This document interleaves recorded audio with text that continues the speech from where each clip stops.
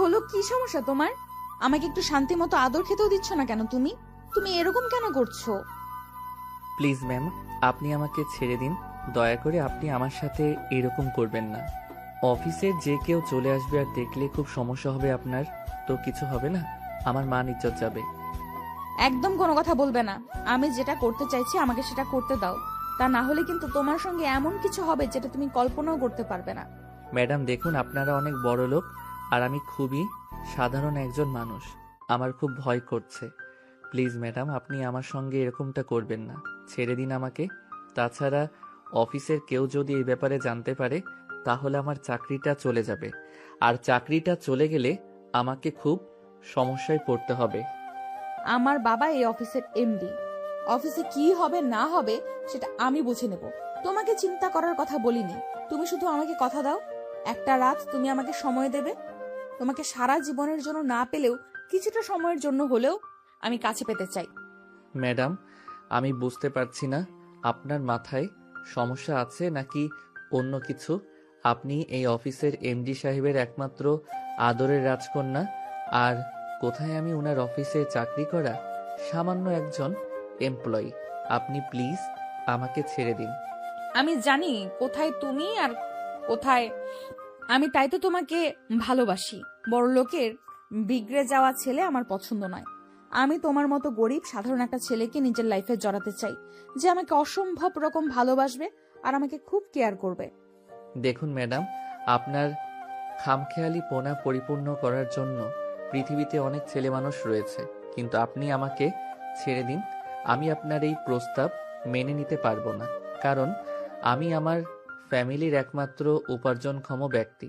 আমি আমার নিজের জন্য ফ্যামিলিকে কোনো কষ্ট দিতে চাই না। আমি তো তোমার ফ্যামিলিকে কষ্ট দেওয়ার কথা কোনোদিন বলিনি, আর বলবোও না, কারণ আমি জানি একটা বাবা মায়ের কাছে তার সন্তান কেমন হয়। তাই আমি সে ব্যাপারে কখনো তোমাকে বলবো না। কিন্তু আমি তোমায় ভালোবাসি, তোমাকে কাছে পেতে চাই। এইভাবেই কথা কাটাকাটি করছিল নেহা আর নীল। তখনই হঠাৎ নেহার ফোনটা বেজে ওঠে। নেহা মোবাইলটা হাতে নিয়ে দেখে তার বাবা তাকে ফোন করেছে, তাই সে ফোনটা রিসিভ করে, হ্যালো, আসসালামু আলাইকুম আব্বু, কি হয়েছে? ওয়ালাইকুম আসসালাম মামুনি, আমি শুনলাম তুমি নাকি অফিসে এসেছো। একবার আমার কেবিনে এসো, আমি তোমার সঙ্গে কিছু কথা বলতে চাই। আচ্ছা ঠিক আছে আব্বু, কোনো সমস্যা নেই। আমি কিছুক্ষণের মধ্যেই তোমার সঙ্গে দেখা করছি। আসলে একটা দরকার পড়েছিল তাই এসেছিলাম। এই বলে নেহা ফোনটা কেটে দিল আর নীলকে ছেড়ে দিয়ে বলল, আমি আজকেই আব্বুর সঙ্গে তোমার ব্যাপারে কথা বলবো, আর যত দ্রুত সম্ভব তোমাকে আমি আমার করে নেওয়ার চেষ্টা করব। না ম্যাডাম, আপনি সেটা করবেন না, আর আমি নিজেও আপনার এই প্রস্তাবে রাজি নই। আমি তোমার কোনো কথা শুনতে চাই না। আমার একটাই কথা, সেটা আমি তোমাকে বলে দিয়েছি। আর কোনো কথা আমি শুনবো না, আর এটাই আমার প্রমিস। দেখুন ম্যাডাম, আমি আপনাকে তখনও বলেছি আর এখনো বলছি, আপনার খামখেয়ালি পনার জন্য আপনি একটা ছেলের জীবন এভাবে নষ্ট করে দিতে পারেন না। প্রথমত, আপনি এই অফিসের এমডি স্যারের একমাত্র আদরের রাজকন্যা, আর দ্বিতীয়ত আপনি আমার চাইতে বয়সে বড়।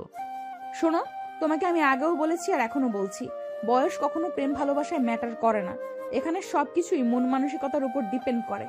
আমি কাকে ভালোবাসলাম, আমি কার কাছে ভালো থাকবো, কে আমাকে কতটা ভালো রাখতে পারবে, সেই বিষয়েই কনফার্ম হওয়া উচিত। ম্যাডাম, আপনি যাই কিছু বলুন না কেন, আপনার আমার মধ্যে আকাশ পাতাল ফারাক। কারণ আপনি আমার চাইতে বয়সে 2 বছরের বড়। তার চাইতে বড় কথা হলো, আমি পড়াশোনা প্লাস চাকরি দুটোই করছি। কারণ এই মুহূর্তে আমার নিজের পড়াশোনা চালানোর সামর্থ্য আমার ফ্যামিলির নেই। আর দ্বিতীয়ত, আমার ফ্যামিলির আর্থিক অবস্থা খুবই খারাপ। আমার বাবা খুব অসুস্থ, তাই বাবার চিকিৎসা খরচ থেকে শুরু করে সবকিছুই আমাকে বহন করতে হচ্ছে। আমি তোমার সঙ্গে এ ব্যাপারে পরে কথা বলবো। এখন আমি আগে আব্বুর সঙ্গে কথা বলে আসি, আর আব্বুর কাছে আজ আমি তোমার ব্যাপারেই কথা বলবো। অতঃপর নীলকে আর কোনো কথা বলার সুযোগ না দিয়ে নেহা সেখান থেকে বের হয়ে সোজা তার বাবার কেবিনে চলে গেল আর তার বাবার সঙ্গে কথা বলতে থাকলো। হ্যাঁ আব্বু বলো, তুমি আমাকে কি জন্য ডেকেছো? আমি তোমাকে অফিসে জয়েন করতে বললাম, কিন্তু তুমি সেটা করলে না। কিন্তু ইদানিং আমি খবর পাচ্ছি তুমি নাকি প্রায় দিনই অফিসে আসছো, কিন্তু আমার সঙ্গে দেখাও করছো না। তাহলে কেন অফিসে আসছো, জানতে পারি? হ্যাঁ, তুমি আমার বাবা, তাই অবশ্যই জানতে পারো। দেখো, আমি আসলে একজনকে ভালোবাসি, আর তার সঙ্গে দেখা করতে আমি প্রতিদিন তোমার অফিসে আসি। নয়তো অফিসে আসার কোনো প্রয়োজন আমার ছিল না। এসব তুমি কি বলছো? আমি তো কিছুই বুঝতে পারছি না। তুমি একজনকে ভালোবাসো, সেটাও আবার আমার অফিসের। তাহলে এতদিন তুমি আমাকে এ ব্যাপারে কিছু বলনি কেন? বলার প্রয়োজনটা সময় কোনোটাই হয়ে ওঠেনি। আমি তোমার অফিসের একজন এমপ্লয়িকে ভালোবাসি, যাকে তুমি ফ্যাশন ডিজাইনার হিসেবে রেখেছো। মানে তুমি কি আমাদের নতুন ফ্যাশন ডিজাইনার নীল এর কথা বলছো নাকি, যে স্টুডেন্ট অবস্থায় আমাদের এখানে জব করছে? হ্যাঁ, তুমি একদম ঠিক কথাই বলেছো। আমি তার কথাই বলছি। তাকে আমার ভার্সিটি লাইফ থেকেই পছন্দ, কিন্তু ভার্সিটি পড়াশোনা শেষ হওয়া আর চলে আসার পর তার সঙ্গে আমার তেমন দেখা সাক্ষাৎ হতো না।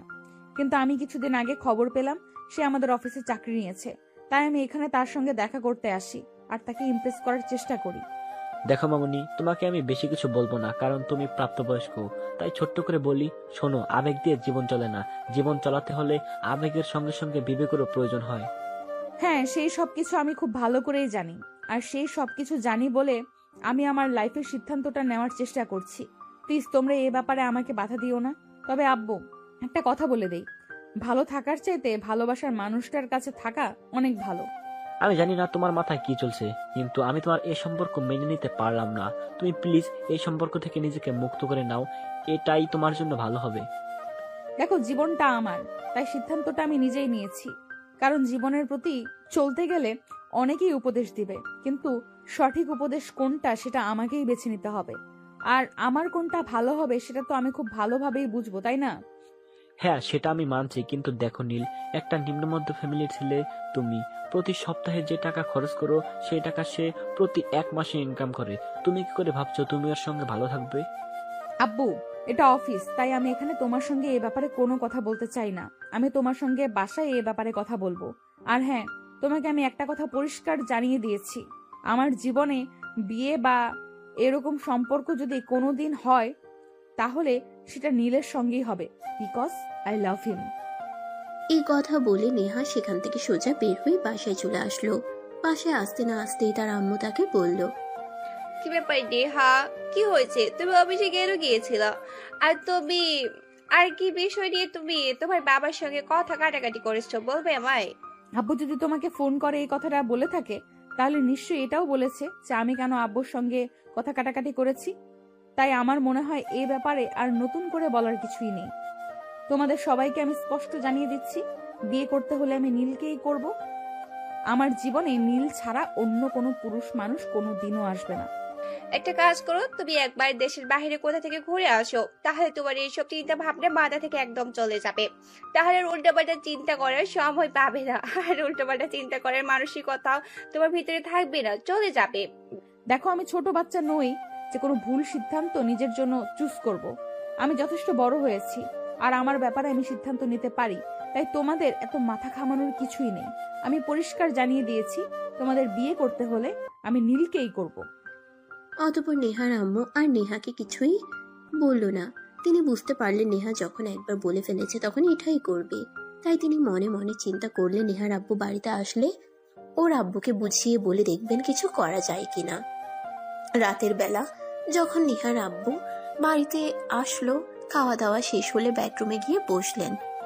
আর তখনই নেহার আম্মু নেহার আব্বুর কাছে গিয়ে বসলো আর বলতে লাগলো, দেখো, আমি তোমাকে কিছু বলতে চাই, প্লিজ তুমি একটু শান্ত মাথায় বোঝার চেষ্টা করো। তোমার যা বলার না হয় পরে বলো। কিছু বলতে চাইলে তাড়াতাড়ি বলো, আমার শরীর খারাপ লাগছে, আমাকে বিশ্রাম নিতে হবে। তুমি সকালবেলা আমাকে যে বিষয়টি নিয়ে বলেছিলে, আমি সেই বিষয়ে তোমার সঙ্গে কথা বলতে চাই। তুমি তো জানোই আমার মেয়েটা ছোটবেলা থেকেই এক কথার মানুষ, তার যখন যেটা মনে হয় সেটাই করে। আর আজকে যখন বাসায় আসলো তখন আমি তাকে এই ব্যাপারে বলেছিলাম যে আমাকে পরিষ্কার জানিয়ে দিয়েছে, আর তার জীবনে যদি কোনো ছেলে মানুষ আসে তাহলে সে নীলকেই বিয়ে করবে, তাছাড়া অন্য কোনো ছেলেকে সে বিয়ে করবে না। দেখো নেহা, ছোট হলেও তুমি কিন্তু ছোট না, তাই তোমাকে বলছি জীবনটা ছেলে খেলা নয়। যেভাবে মন চাইলো সেভাবে কাটিয়ে দিলাম। জীবনটা অনেক বড়, আর জীবনটা চালাতে হলে আবেগ নয় বিবেক দিয়ে চালাতে হয়। সেই সঙ্গে টাকা পয়সা, অর্থকড়ি, অনেক কিছুর প্রয়োজন হয়। তাই তুমি তোমার মেয়েকে বুঝিয়ে বলো এসব চিন্তা ভাবনা মাথা থেকে জেরে ফেলে দিতে, তা না হলে এগুলো নিজের জন্যই অমঙ্গলজনক হবে। আমি আমি বুঝতে পারছি না আমার কোন দিকে যাওয়া উচিত। এদিকে নিজের স্বামী, অন্যদিকে নিজের একমাত্র মেয়ে। দুজনের মধ্য থেকে কাকে সাপোর্ট করব? যাই হোক, তারপরেও আমি তোমাকে বলছি, প্লিজ তুমি নিজের মেয়ের সঙ্গে এরকম করো না। তুমি প্লিজ কোনো কথা না বলে চুপচাপ এখান থেকে চলে যাও। আমি তোমার কাছ থেকে কোনো অ্যাডভাইস নিতে চাই না। আমার যখন যেটা মন চাইবে তখন আমি সেটাই করব। আর নেহাকে তুমি জানিয়ে দিও আমি তার বিয়ের জন্য সম্বন্ধ দেখছি। আমার যে ছেলেকে পছন্দ হবে আমি তার সঙ্গে নেহাকে বিয়ে দেবো। তুমি যদি এই সিদ্ধান্ত নিয়ে থাকো তাহলে আমিও তোমাকে বলছি, তুমি তো আমার মেয়েকে চেনো, সে যদি কিছু বলে তখন সে সেটাই করেছে, কিন্তু অন্য কারো কথা শুনে না। তাই আমি তোমাকে বলছি, এরকম সিদ্ধান্ত নেওয়ার আগে একবার মেয়ের সঙ্গে কথা বলে আলোচনা করে নিও। শোনো, অন্য কোনো ফ্যামিলিতে এইসব চললেও আমাদের ফ্যামিলিতে যে এইসব চলে না সেটা তুমি খুব ভালো করেই জানো। কারণ আমি তোমার সঙ্গে 26টা বছর ধরে সংসার করছি। এর মধ্যে কোনোদিনও কি এমন হয়েছে যে তোমার কাছ থেকে অনুমতি নিয়ে আমি কিছু করেছি? তাহলে তুমি এটা ভাবলে কি করে আমি আমাদের মেয়ের কাছ থেকে অনুমতি নিব? ঠিক আছে, তোমাদের যা ভালো মনে হয় তোমরা তাই করো, কিন্তু আমার মনে হচ্ছে তোমরা বাপ মেরে বাড়িতে একটা যুদ্ধ খেতে বানিয়ে ছাড়বে। কারণ তোমরা যা শুরু করেছো এরপর তো মাথায় শুধু এইটুকুই আসে। অতঃপর নেহার আম্মু আর কোনো কথা না বাড়িয়ে চুপচাপ বিছানায় শুয়ে ঘুমিয়ে পড়লেন। পরের দিন দুপুরবেলা যখন নেহা দুপুরের খাবার খেতে গেল, তখন তিনি নেহার পাশে বসলেন আর নেহার মাথায় হাত বুলাতে বুলাতে বললেন, নেহা, তুই আবার একবার তো কলিজা ছেড়ে ধন, তোকে আমি কিছু বলতে চাই, প্লিজ মা, তুই আমার কথাটা রাখবি, বল। বলো না কি বলবে। দেখ, তোর আর এই নীলের এই সম্পর্ক তোর আব্বু কোনোদিনও মেনে নিবে না, তাই আমি বলি তুই নীলকে ভুলে যা। আর সবচেয়ে বড় কথা হলো, নীল তোর চাইতে বয়সে ছোট, এগুলো মানুষ ভালো চোখে দেখে না। তাই আমি তোর মা হিসেবে বলছি, এই সম্পর্ক থেকে নিজেকে গুটিয়ে নিয়ে। তোমার কি মাথা খারাপ হয়েছে নাকি? আমি সেটাই বুঝতে পারছি না। তুমি আমার মা, তুমি খুব ভালো করেই জানো আমি যখন কোনো সিদ্ধান্ত নেই তখন সেখান থেকে আমাকে কেউ পিছু হটাতে পারে না। আর এখন কিনা আমি একজনকে ভালোবেসেছি, সেখান থেকে কেউ আমাকে পিছু হটাবে? এটা জাস্ট ইম্পসিবল। তোমরা যদি আমার পাশে নাও থাকো তাও আমার নীলকেই লাগবে, অন্য কাউকে নয়। প্লিজ লক্ষ্মী, আমার একটু বোঝার চেষ্টা কর, তোর আব্বু এই সম্পর্ক কোনোদিন মেনে নিবি না। তাই কে অযথাই নিজেকে কষ্ট দিবি কি? কারণ আমি তাকে ভালোবাসি। আমার ভালোবাসার মানুষকে পাওয়ার জন্য প্রয়োজন হলে আমি তোমাদের কেউ ছেড়ে চলে যাব। নেহার আম্মু তখন কি করবে কিছুই বুঝতে পারছেন না। একদিকে তার মেয়ে, অন্যদিকে স্বামী, দুজনেই সমান জেদি। কেউ কারোর জেদের কাছে কখনোই হার মানতে চায় না। তাহলে এখন কি হবে? চলুন ভিউয়ার্স, কথা না বাড়িয়ে দেখা যাক কি হয়। পরের দিন সকালবেলা ঘুম থেকে উঠে নেহা তার আব্বুকে বাসায় দেখতে পেল না। তাই সে বাসা থেকে বের হয়ে সোজা অফিসে চলে গেল, তার বাবার সঙ্গে কথা বলার জন্য অফিসের কেবিনের সামনে দাঁড়িয়ে। May I come in? হ্যাঁ, ভেতরে এসো। হঠাৎ তুমি কি মনে করে আমার অফিসে? কোনো দরকার পড়লো নাকি? হ্যাঁ, তোমার সঙ্গে দরকার পড়লো, তাই তো তোমার সঙ্গে দেখা করতে আসলাম। আমি তোমাকে কিছু বলতে চাই। হ্যাঁ বলো না, তুমি আমাকে কি বলতে চাও? আমি তোমার সিদ্ধান্ত মেনে নিতে পারলাম না, কারণ জীবনটা আমার।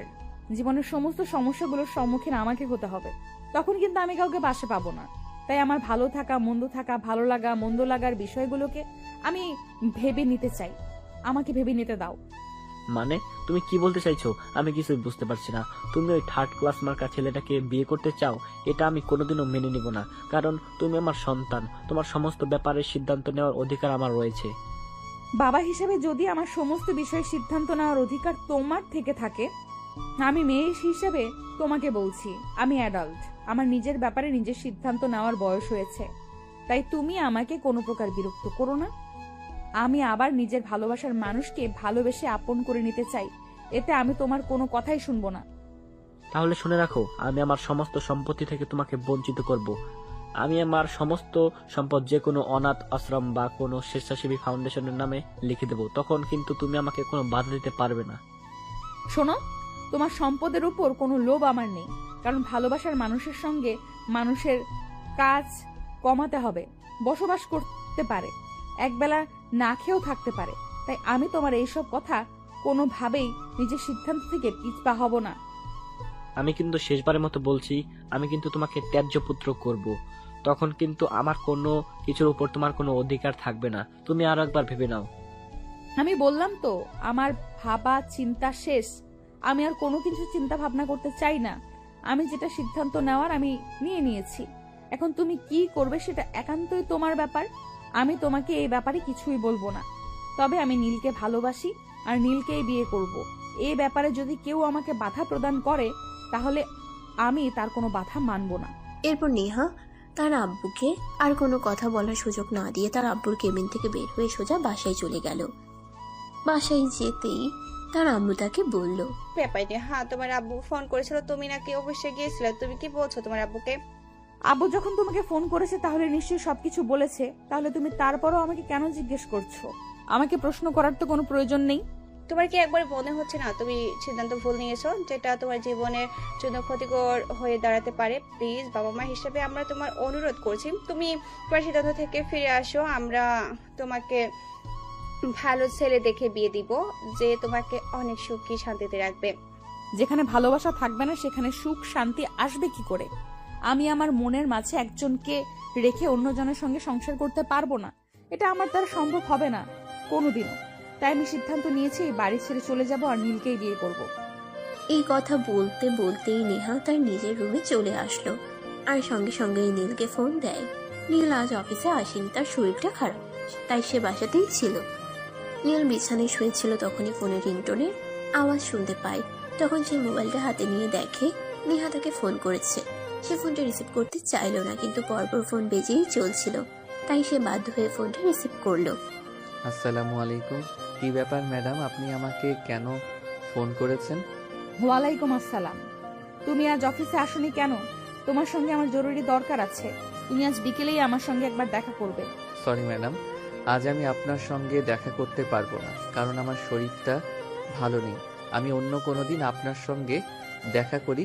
তাছাড়া আমার সঙ্গে আপনার কি এমন দরকার পড়লো যে আজকেই আপনার সঙ্গে দেখা করতে হবে? জরুরি কিছু হলে ফোনে বলতে পারেন। না, সেরকম কিছু নয়। ফোনে বললে হবে না, তোমার সঙ্গে সরাসরি দেখা করতে চাই। আর সরাসরি দেখা করে সবকিছু তোমাকে বলতে চাই। তুমি কি আগামীকাল অফিসে আসছো? তাহলে আমি তোমার সঙ্গে আগামীকাল অফিসেই দেখা করব। নয়তো তুমি তোমার বাসার ঠিকানা দাও, আমি তোমার সঙ্গে তোমার বাসায় এসে দেখা করব। না ম্যাডাম, বাসার ঠিকানা দেওয়ার কোনো প্রয়োজন নেই। আমি আগামীকাল অফিসে আসছি আর অফিসেই আপনার সঙ্গে দেখা করব। আচ্ছা ঠিক আছে, তুমি সময় মতো চলে এসো। আমি আগামীকাল সকালেই তোমার জন্য অফিসে ওয়েট করব। আচ্ছা ম্যাডাম, ঠিক আছে, কোনো সমস্যা নেই। আমি তো প্রতিদিন সময় মতোই অফিসে চলে যাই। এখন তাহলে রাখি, আমার ভালো লাগছে না। এই কথা বলে নীল ফোনটা কেটে দিল আর বিছানায় চুপচাপ শুয়ে রইল। এদিকে পরের দিন সকালবেলা সকাল 8টা বাজতে না বাজতেই নেহা ঘুম থেকে উঠে ফ্রেশ হয়ে রেডি হয়ে নিল। সে নিচে যাচ্ছিল, এমন সময় তার মা তাকে বলল, কি ব্যাপার নেহা, তুমি তো কোনোদিনও এই সকালবেলা ঘুম থেকে উঠোই না, তাহলে আজ হঠাৎ এত সকালে ঘুম থেকে উঠলে কিছু হয়েছে নাকি? না, সেরকম কিছুই হয়নি। আসলে আজ নীলের সঙ্গে একটু কথা বলতে যাব, তাই সকাল সকাল ঘুম থেকে উঠলাম। আমরা খুব দ্রুতই বিয়ে করতে চলেছি, এটা আব্বুকে বলে দিও। আমি বুঝতে পারছি না তোমার বাবার মধ্যে কেমন দ্বন্দ্ব চলছে। প্লিজ তোমরা এইসব কিছু বন্ধ করো। আমি তোমাদের এইসব কিছু আর সহ্য করতে পারছি না। প্লিজ আমাকে এইসব কিছু থেকে রেহাই দাও। আমি তো তোমাদেরকে কোনো কিছুই বলিনি আর কিছু করিও নি, তাহলে এইসব কথা আমাকে কেন শোনাচ্ছ? তোমাদের যা ইচ্ছা হয় তোমরা তাই করো। আমার লাইফের কোন ডিসিশনটা কি নিতে হবে সেটা আমাকে চিন্তা করতে দাও। আমি আমার ভালোবাসার মানুষটাকেই বিয়ে করব। তারপরও আমি তোমার মা হিসাবে শেষবারের মতো অনুরোধ করে বলছি, আর একবার চিন্তা করে দেখো, নিজের জীবনে কোনো সিদ্ধান্ত নিও না যেটা তোমার জন্য ক্ষতিকারক হবে। নেহা তখন তার আম্মুকে আর কোনো উত্তর না দিয়ে চুপচাপ বাসা থেকে বের হয়ে অফিসের উদ্দেশ্যে রওনা দিল। রাস্তার মাঝখানে হঠাৎ গাড়িটা নষ্ট হয়ে গেল। তখনই নেহার মেজাজ বিগড়ে গেল। সে ড্রাইভারকে বলতে লাগলো, সমস্যা কি তোমার? সকালবেলা গাড়িটাও একটু চেক করতে পারো না? গ্যারেজ থেকে বের করার আগে একবার চেক করে নিলেই তো এই সমস্যাটা হতো না। এখন আমি অফিসে পৌঁছাবো কি করে? আমার তো লেট হয়ে যাবে। নীল আমার জন্য ওয়েট করছে। সমস্যা নেই ম্যাডাম, আপনি 5 মিনিট বসুন, আমি দেখছি কি করা যায়। চিন্তা নেই, আমি সময় মতো আপনাকে পৌঁছে দেব। এখন ফালতু কথা বলে টাইম ওয়েস্ট না করে কি করা যায় সেটাই দেখো। আমার হাতে সময় একদম কম। আমাকে যত দ্রুত সম্ভব অফিসে পৌঁছাতে হবে আর নীলের সঙ্গে কথা বলতে হবে। Mind it. হ্যাঁ ম্যাডাম, আমি দেখছি কি করা যায়। অতঃপর ড্রাইভার কিছুক্ষণের মধ্যেই গাড়ি ঠিক করে নেহাকে পৌঁছে দিল অফিসে। নেহা অফিসে এসে সোজা নীলের কেবিনে চলে গেল। সে নীলের কেবিনে পৌঁছে দেখতে পেল কিছু কাজ করছে। তখন এসে দরজায় নক করলো। নীল মাথা তুলে তাকিয়ে তাকে দেখে ভিতরে আসতে বলল আর বলল, হ্যাঁ ম্যাডাম, এবার বলুন আপনি আমাকে কি বলতে চেয়েছিলেন? কি এমন জরুরি কথা যেটার জন্য আপনাকে এত সকালবেলা অফিসে ছুটে আসতে হলো? নীল, আমি তোমাকে বিয়ে করতে চাই। আমি আমার বাবার রাজপ্রাসাদ ছেড়ে তোমার কাছে চলে আসতে চাই সারা জীবনের জন্য। Madam please try to understand. এটা হয় না। দেখুন, আপনি একটা ফ্যামিলিতে বিলং করেন আর আমিও একটা ফ্যামিলিতে বিলং করি। আপনি আমার চাইতে বয়সে বড়, সেটাই সবচাইতে বড় কথা। সমাজ এটা মেনে নিবে না, সমাজ আমাদের হাজারটা কথা শোনাবে, সেটাও বড় কথা নয়। আমার ফ্যামিলি আমার চাইতে বয়সে একটা বড় মেয়েকে কখনোই আমার সঙ্গে মেনে নেবে না। তাছাড়া আপনার বাবা তো কখনোই না। হ্যাঁ, সেটা আমি খুব ভালো করেই জানি যে আমার বাবা আমাদের এই সম্পর্ক মেনে নেবে না। তাই আমি আমার বাবাকে পরিষ্কার জানিয়ে দিয়েছি, আমি আমার বাবা কিংবা আমার ফ্যামিলির সঙ্গে বিয়ের পর কোনো রকম কোনো সম্পর্ক রাখবো না, তাদের সঙ্গে কখনো যোগাযোগই করব না। আমি আমার ভালোবাসার মানুষটাকে নিয়ে যেইভাবে পারি ভালো থাকার চেষ্টা করব। তাহলে তো ম্যাডাম প্রশ্নই ওঠে না, যেই জীবনে বাবা মায়ের আশীর্বাদ থাকবে না সেখানে তো কোনো সম্পর্ক গড়ে তোলার প্রশ্নই ওঠে না। কারণ আমি আপনার বাবা মার বিরুদ্ধে গিয়ে আপনাকে কখনোই বিয়ে করতে পারবো না। তোমার কাছে কি ভালোবাসার কোনো মূল্য নেই? আমি তোমাকে ভালোবাসি, সেটা তুমি কেন বুঝতে পারছো না? তোমাকে ছাড়া অন্য কাউকে বিয়ে করা আমার পক্ষে কখনোই সম্ভব না। তাই তো আমি আমার বাবাকে পরিষ্কার জানিয়ে দিয়েছি, বিয়ে করতে হলে আমি তোমাকেই করব, অন্য কাউকে না। না হলে জীবনে একা থেকে যাব। I am sorry to say madam, আপনার বাবা মায়ের মনে কষ্ট দিয়ে আমি আপনাকে কোনোদিনই বিয়ে করতে পারবো না। তাই বলছি, প্লিজ আপনি আমাকে আপনার মনের মনি কোঠা থেকে সরিয়ে দেন। কারণ যে এই সম্পর্ক কোনোদিনও পরিপূর্ণতা পাবে না, সেই সম্পর্কে নিজেকে জড়িয়ে রেখে অযথাই কষ্ট দেওয়ার কোনো কারণ নেই। তার মানে তুমি আমাকে এটা পরিষ্কার করে বলে দিচ্ছ যে তুমি আমাকে কোনোদিনই বিয়ে করবে না, তোমার ভালোবাসাকে স্বীকৃতি দেবে না? না ম্যাডাম, এটা আমার পক্ষে কোনোভাবেই সম্ভব নয়। কারণ আপনার বাবা তো কোনোদিনই মেনে নেবে না, আমার বাবা মাও কোনোদিনও মেনে নেবে কিনা তারও কোনো গ্যারান্টি নেই। I am so sorry. Neha কি করবে কিছুই বুঝতে পারছিল না। যেই ভালোবাসার মানুষটাকে পাওয়ার জন্য সে তার বাপের সঙ্গে এত কিছু করলো, আর সেই মানুষটাই কিনা তাকে দূরে সরিয়ে দিচ্ছে, এই সব কিছু ভাবতে পারছে না। তার মাথা খারাপ লাগছে। তাই সে নীলকে বলে, ঠিক আছে, সমস্যা নেই। যেখানে আমার ভালোবাসার মানুষটাকে পাবো না, সেখানে সেই না পাওয়া মানুষটা আমার চোখের সামনে ঘুরঘুর করুক, সেটাও আমি সহ্য করতে পারবো না। তুমি আজকেই আমাদের অফিস থেকে চাকরি ছেড়ে চলে যাবে। আমি তোমাকে আগামী 3 মাসের অ্যাডভান্স বেতন দিয়ে দেব। আর এই 3 মাসের মধ্যে নিশ্চয়ই তুমি কোথাও একটা চাকরি পেয়ে যাবে। আর আগামীকাল থেকে আমি অফিসে জয়েন করব। ম্যাডাম প্লিজ, আপনি আমার সঙ্গে এরকমটা করবেন না, এভাবে বদলা নিবেন না। দেখুন, যেটা হওয়ার নয় সেটা আমরা কোনোদিনই সম্ভব করতে পারবো না, কিন্তু চাকরিটা চলে গেলে আমাকে অনেকটা বেকায়দায় পড়ে যেতে হবে। Please madam, try to understand. আমি কোনো কিছু বুঝতে চাই না, যেটা বলার তোমাকে বলে দিয়েছি। এই নাও, এখানে পুরো 90,000 টাকা আছে, তোমার 3 মাসের স্যালারি। আজ, এখন এবং এই মুহূর্তে তুমি আমাদের অফিস থেকে বের হয়ে যাবে। আমি আগামীকাল থেকেই অফিসের নতুন এমডি হিসেবে জয়েন করছি। নেহার এই কথা শুনে নীল কি করবে কিছুই বুঝতে পারছে না। একদিকে তো নেহাকে তার বিয়ে করা কোনোভাবেই সম্ভব নয়, কারণ নেহা তার চাইতে বয়সে বড়। তাই তার পরিবার মেনে নিবে কি নেবে না সে ব্যাপারে যথেষ্ট সন্দেহ রয়েছে। আর এদিকে নেহার বাবা কোনোভাবেই নেহাকে নীলের হাতে তুলে দেবে না। তাই নীল চুপচাপ বসে থেকে চিন্তা করতে থাকে কি করবে। তখনই হঠাৎই নেহা চিৎকার দিয়ে বলে ওঠে, কি ব্যাপার, কি হলো? আমি তোমাকে কি বলেছি তুমি কি শুনতে পাওনি? তুমি এক্ষুনি আমার চোখের সামনে থেকে বিদায় হও। আর এই অফিসে কোনোদিনও তোমার ছায়া আমি দেখতে চাই না। ঠিক আছে ম্যাডাম, কোনো সমস্যা নেই। আমাকে এভাবে বিপদে ফেলবেন সেটা আমি কোনোদিনও ভাবতে পারিনি। পড়াশোনা আর চাকরি দুটোই একসঙ্গে করছিলাম, আর তখনই আমার জীবনে এরকম একটা ঝড় আসতে হলো। যাই হোক, সমস্যা নেই, আল্লাহ সহায়। এত কথা কেন বলছো তুমি? আমি তো সেটাই বুঝতে পারছি না। চুপচাপ এখনই এই অফিস থেকে বের হয়ে চলে যাও। আমি তোমাকে নেক্সট টাইম আর 1 সেকেন্ডের জন্য এই অফিসে দেখতে চাই না।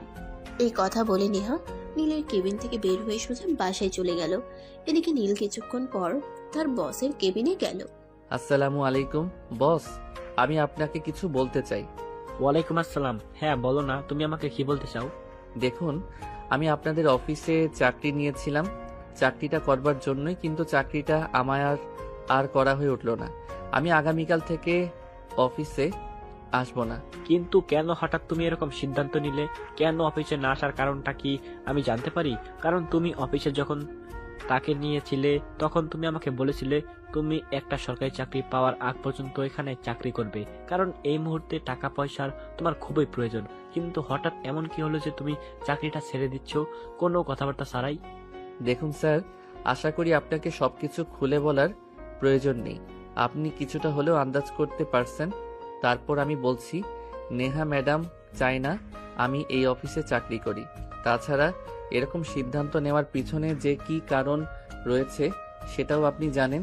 আর উনি আমাকে 3 মাসের স্যালারি অ্যাডভান্স করে দিয়েছেন, তাই আমি আর আগামীকাল থেকে অফিসে আসবো না। নেহা ম্যাডাম চান না আমি এই অফিসে চাকরি করি, তাই আমি চলে যাচ্ছি। আমি তোমাকে কিছুই বলবো না, কারণ আমার মনে হয় তুমি যে সিদ্ধান্তটা নিয়েছো সেটা একদমই উত্তম সিদ্ধান্ত। কোথায় তুমি আর কোথায় আমার মেয়ে? তুমি যে টাকা 1 মাসের স্যালারি পাও সেই টাকা দিয়ে আমার মেয়ের 1 সপ্তাহের খরচও চলে না। তাই তাকে বিয়ে করা বা ভালোবাসার প্রলোভ বন্ধ দেখানো থেকে বিরত থাকাই ভালো। কারণ আমার মেয়েটাকে ছোটবেলা থেকে আমি আমার সর্বস্ব দিয়ে বড় করেছি। আমি চাই আমার মেয়ে আমার পছন্দ মতো কাউকে বিয়ে করুক, আর তুমি হয় তোমার লেভেলের কাউকে বিয়ে করে নিও।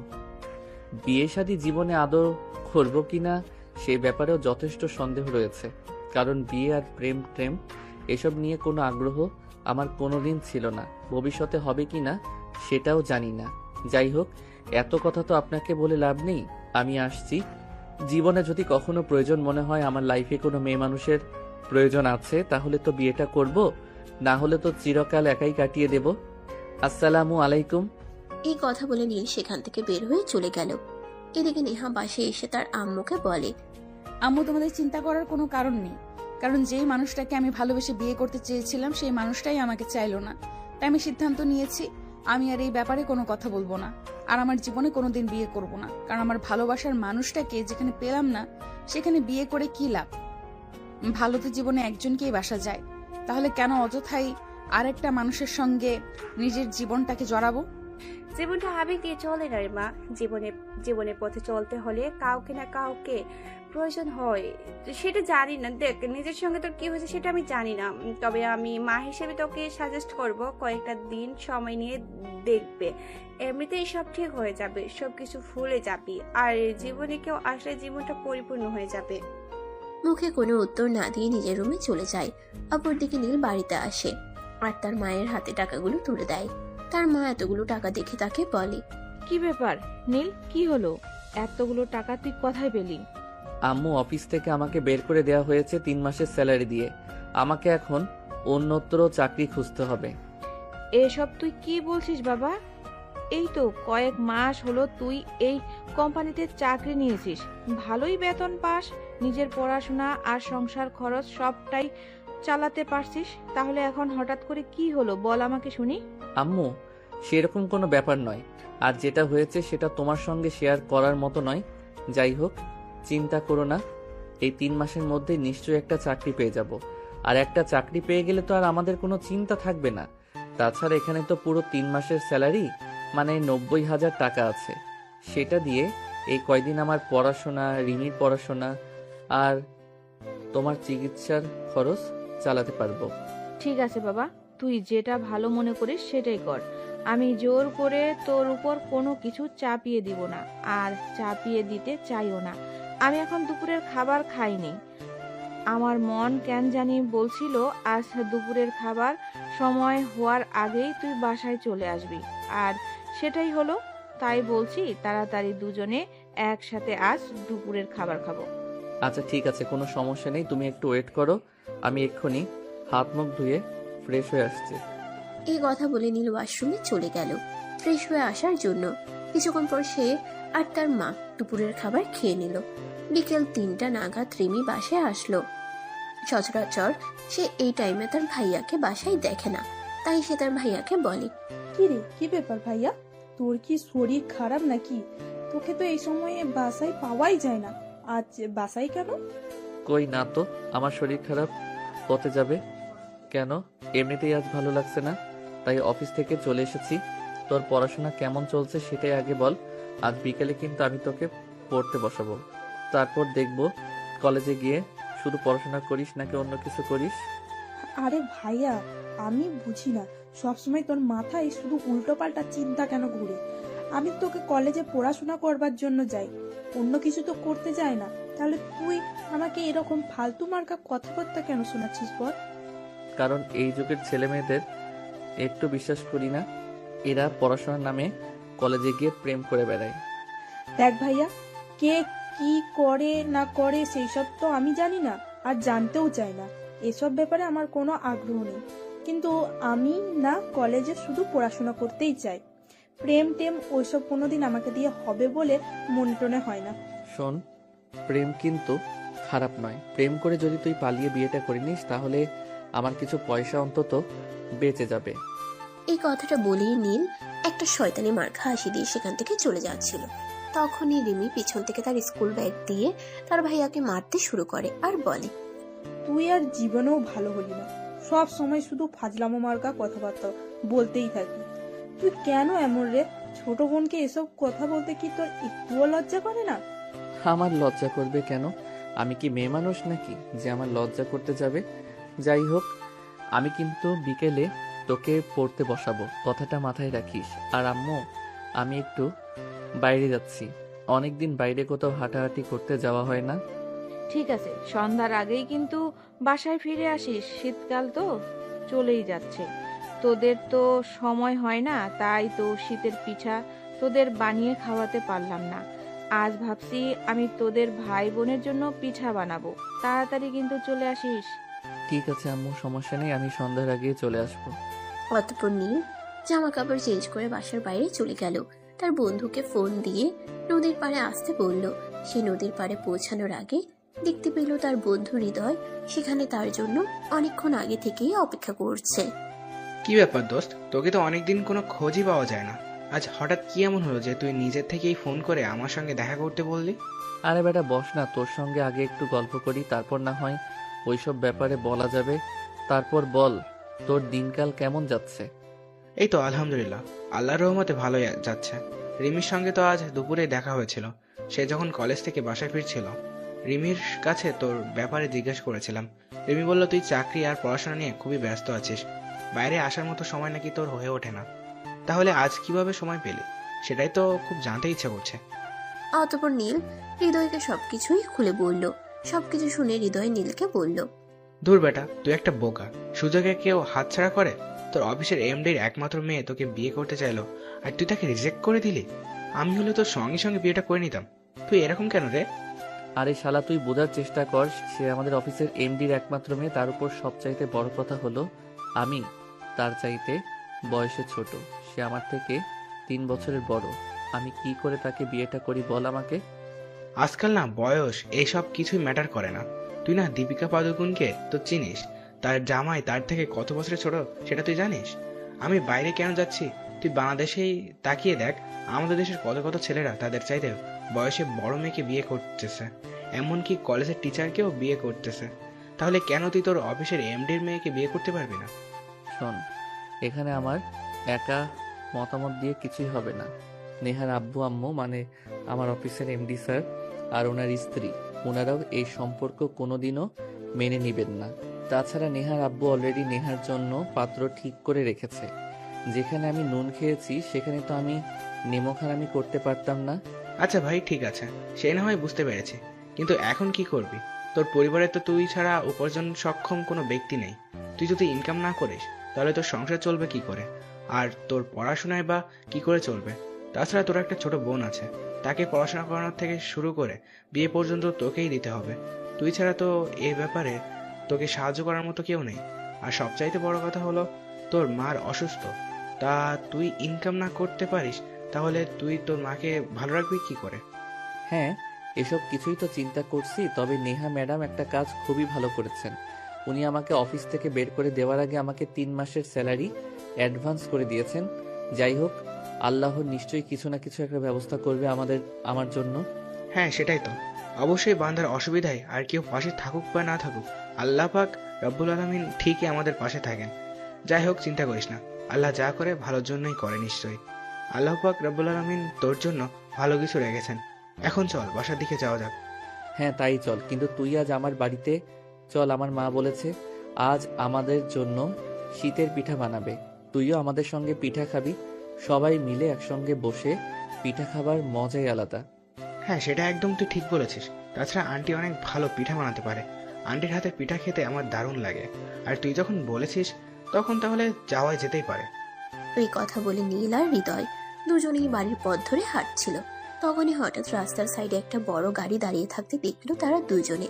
গাড়ির ভিতর থেকে গুঙ্গানির শব্দ আসছিল। নীল আর হৃদয় কিছুই বুঝতে পারছিল না। তখনই হৃদয় সাহস করে বলল, দেখ, আমার মনে হয় গাড়ির ভিতরে কোনো সমস্যা হয়েছে। যা হয় সেটা দেখা যাবে। এটা তো আমাদেরই এলাকা। তাছাড়া আমার বড় ভাই এই এলাকার মেম্বার। কোনো সমস্যা হলে সেটা আমার বাড়ির সামলে নেবে। কিন্তু এখন চল একবার গাড়ির ভিতরে দেখি কি হয়েছে তা আসলে। এমনিতেই কত প্রবলেমের মধ্যে আছি, তারপরেও যদি নতুন সমস্যায় পড়ি তাহলে কি হবে? আচ্ছা যাই হোক, চল, যা আছে কপালে তাই হবে। কিন্তু দেখি ভিতরে কেউ সমস্যায় পড়েছে কিনা। এই কথা বলে নীল আর হৃদয় দুজনে খুবই সতর্কভাবে গাড়ির দরজা খুলল। ভিতরে দেখতে পেল একজন বয়স্ক লোক শ্বাসকষ্টে ভুগছে। নিঃশ্বাস নিতে খুবই কষ্ট হচ্ছে। তখন হৃদয় আর নীল 7-5 চিন্তা না করেই ওই লোকটাকে নিয়ে পাশেই একটা হসপিটালে চলে গেল। ওনাকে সেখানে ট্রিটমেন্ট করানো হলো। তখনই হৃদয়ের বাসা থেকে ফোন আসলো, হৃদয়কে এক্ষুনি বাসায় যেতে হবে। তাই হৃদয় সেখান থেকে চলে গেল আর নীল ওই লোকটার পাশে বসে রইল। লোকটা যখন সুস্থ হলো তখন নীলকে বলল, বাবা, কে তুমি? তুমি আমার জীবন বাঁচিয়েছো। বলো, কি তোমার পরিচয়? আঙ্কেল, আমি নীল। আমরা রাস্তার পাশেই বসে গল্প করছিলাম। তখনই দেখতে পেলাম আপনার গাড়িটার ভিতর থেকে ঘুমানোর শব্দ আসছিল। সেটা দেখে আমরা এগিয়ে গিয়ে আপনাকে এই অবস্থায় দেখতে পাই। আপনার শ্বাসকষ্টের সমস্যা আছে, তাহলে ঔষধ সবসময় আপনার সঙ্গে রাখেন না কেন? বাবা, বয়স হয়েছে তো, তাই সবকিছু সামলে উঠতে পারি না। অফিসের একটা কাজ শেষ করেই ফিরছিলাম, তখন হঠাৎ শ্বাসকষ্টটা বেড়ে যায়।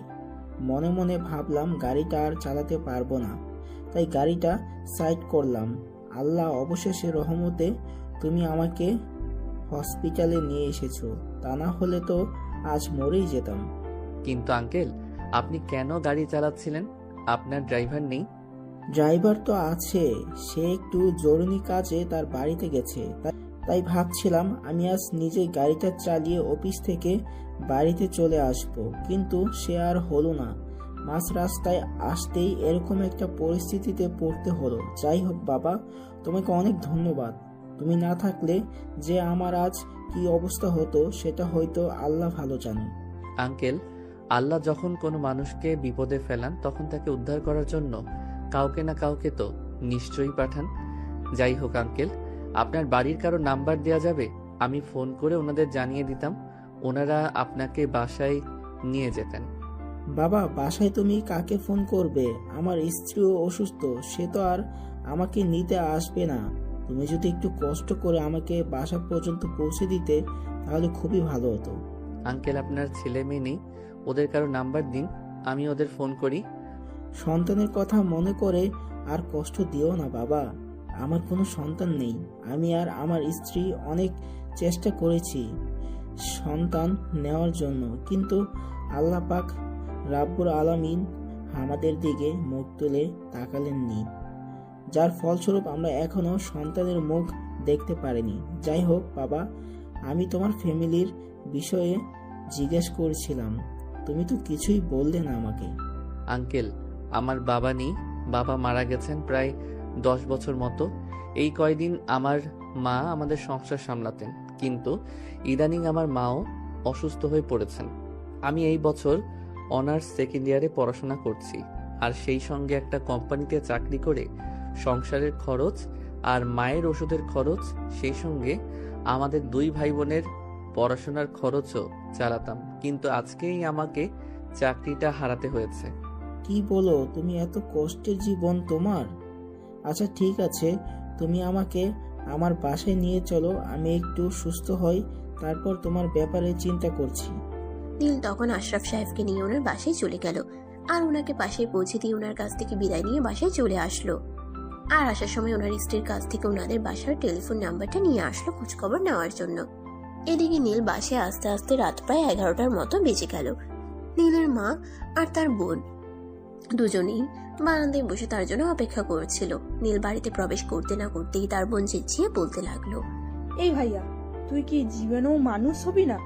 আম্মু তো তোকে বলেছিল সকাল সকাল বাসায় চলে আসার জন্য, কিন্তু তারপরেও তুই এত দেরি করে বাসায় আসলি কেন? কি সমস্যা তোর? তুই বল আমাকে। নীল তখন তার মা আর বোনকে সবকিছু খুলে বলল। সবকিছু শুনে দুজনে একদম চুপসে গেল। তারপর তার আম্মু তাকে বলল, আচ্ছা বাবা, ঠিক আছে, কোনো সমস্যা নেই, আমি তোর সঙ্গে একমত, তাই আমি তোকে কিছুই বলবো না। এখন কথা না বাড়িয়ে ফ্রেশ হয়ে আয়, খাবার দাবার করে তারপর ঘুমিয়ে পড়। আচ্ছা ঠিক আছে, আমি এক্ষুনি আসছি। এই বলে নীল নিজের রুমে চলে যায় আর ফ্রেশ হয়ে এসে খাওয়া দাওয়া করে ঘুমিয়ে পড়ে। পরের দিন সকাল আনুমানিক 10টার দিকে সে ঘুম থেকে উঠে। আজ যেহেতু অফিস ছিল না, তাই সে একটু দেরি করেই ঘুম থেকে উঠে। ঘুম থেকে উঠতেই গতকালকে সেই লোকটার কথা মনে পড়লো, তাই সে ওই বাড়ির টেলিফোন নাম্বারে ফোন করলো। ওই ভদ্রলোকের স্ত্রী সেই ফোনটা রিসিভ করলো আর নীল ওনার কাছে ভদ্রলোকের অবস্থা জানতে চাইলেন। কথা বলার প্রসঙ্গে ওই ভদ্র মহিলা তাকে বলল ওই ভদ্রলোক তার সঙ্গে দেখা করতে চেয়েছে। নীল তাদের বাড়িতে গেল ওই ভদ্রলোকের সঙ্গে দেখা করার জন্য। দেখো বাবা, আমার কোনো সন্তান নেই, তাই আমি তোমাকে নিজের সন্তান মনে করে কিছু কথা বলতে চাই, যদি তুমি কিছু মনে না করো তো। আরে আঙ্কেল, আপনি এভাবে কেন বলছেন? আমার বাবা বেঁচে নেই। আপনি তো আমার বাবার মতোই। আপনি আমাকে নিজের সন্তান মনে করে যা বলবার বলতে পারেন, আমি কিছুই মনে করব না। তোমার কথাবার্তা, আচরণ, ব্যবহার আর চলচলন দেখে তোমাকে আমার খুবই ভালো লেগেছে। আমি আমার স্ত্রীর সঙ্গেও তোমার ব্যাপারে কথা বলেছি, উনি তো তোমার কথা শুনে খুবই খুশি হয়েছেন। তাই আমি নির্দ্বিধায় একটা কথা বলতে চাই। আঙ্কেল, আপনি আমতা আমতা কেন করছেন? আপনাকে তো বললাম আপনি কি বলবেন বলে ফেলুন, আমি কিছুই মনে করব না। এমনকি আপনি যদি আমাকে কোনো কাজ করতে বলেন, সেটা করতে যদি আমার খুব বেশি কষ্টও হয়, তারপর আমি সেটা করার চেষ্টা করব। হাজার হোক আপনি আমার বাবার বয়সী একজন বলে কথা, আর আমার বাবাও বেঁচে নেই, তাই আপনি আমাকে কিছু করতে বললে আমি অবশ্যই সেটা করব। আমি তোমাকে আমার নিজের সন্তানের পরিচয় দিতে চাই। আমার কোনো সন্তান নেই, আমার এই সুবিশাল সম্পত্তি, আমার কোনো ভাই বোনও নেই যারা এই সম্পত্তির অংশীদার বা ভাগিদার হবে। তাই আমি চাই তুমি আমার ফ্যামিলির, মানে তোমার মা আর বোনকে নিয়ে আমার সঙ্গে আমার এই বাড়িতে থাকো, আর আমি আমার সমস্ত সম্পত্তি তোমার নামে লিখে দিতে চাই। আরে আঙ্কেল, এসব আপনি কি বলছেন? এরকমটা হয় না। আমি কোথাকার কোন ছেলে, আমাকে তো আপনি ভালো করে চেনেনও না। আর অচেনা একটা ছেলের জন্য এরকম সিদ্ধান্ত নেওয়াটা আমার মনে হয় ঠিক নয়। তোমাকে আমি যতটুকু জেনেছি আর যতটুকু চিনেছি, এতটুকুই আমার জন্য যথেষ্ট। আমি আর কিছুই জানতেও চাই না। আমি শুধু তোমাকে এইটুকুই বলতে চাই যে আমি তোমাকে পরিচয় দিতে চাই, এর বেশি কিছু নয়। এটা হয় না আঙ্কেল।